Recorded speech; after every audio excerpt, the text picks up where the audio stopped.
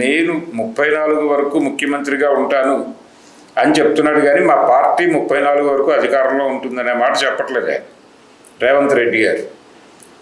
దాని తర్వాత ఈ ప్రొఫెసర్ నాగేశ్వర్ ఇన్సిడెంట్, ఆ ఇన్సిడెంట్లో ఆంధ్ర పార్టీలు అంటే తెలుగుదేశం, జనసేన, ఈయన అన్న మాటలు తప్పేమీ లేదు, నిజానికి అందరూ మాట్లాడుకుంటున్న విషయమే ఆయన చెప్పాడు. కాకపోతే ఆయన జరిగినట్లుగా చెప్పాడు సీన్. అంటే వీళ్ళు వెళ్ళి జగన్మోహన్ రెడ్డిని అరెస్ట్ చేయండి అనగానే అక్కడ అమిత్ షా గారు అలా ఎలా అరెస్ట్ చేస్తామయ్యా, అతను మనకి కావలసిన వాడు, అతనితో మనకు చాలా పనులు ఉంటాయి, అతను మనకి లాంగ్ టర్మ్ ఫ్రెండ్, అతన్ని ఎలా అరెస్ట్ చేస్తాం, మీరు కూడా అలా చూడకండి అని మాత్రమే అమిత్ షా అన్నాడు అని చెప్పాడు ఈయన. నిజానికి బీజేపీ వ్యవహార శైలి తెలిసినటువంటి వాళ్ళు ఎవరూ దాని గురించి ఆశ్చర్యపడలేదు.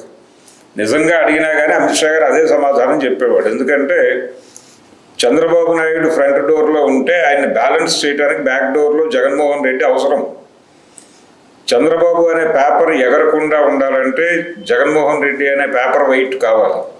అలాగే జగన్మోహన్ రెడ్డి ఒకవేళ ఫ్రంట్ డోర్లో ఉంటే జగన్మోహన్ రెడ్డిని కంట్రోల్ చేయాలంటే చంద్రబాబుని వెనకాల పెట్టాలి, లేదంటే పవన్ కళ్యాణ్ని పెట్టాలి. ఎవరో ఒకళ్ళని చూపించి ఒకళ్ళని మేనేజ్ చేయటం, బ్యాలెన్స్ చేయటం అనేది వాళ్ళ టాక్టికల్ లైన్. అందులో భాగంగా వాళ్ళది 2 తలుపుల సిద్ధాంతం అని చెప్పాం మనం.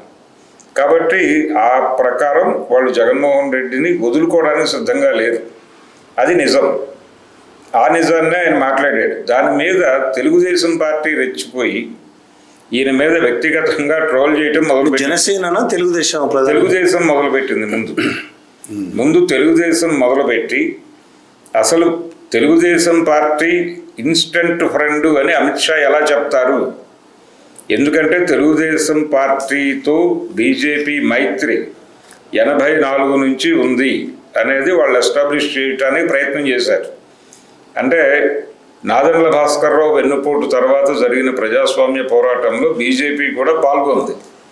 అప్పటి నుంచి మా స్నేహం ఉంది అనేది ఎస్టాబ్లిష్. ఆ తర్వాత బీజేపీని బూతులు తిట్టాడు కదా చంద్రబాబు, అది మర్చిపోయాడు.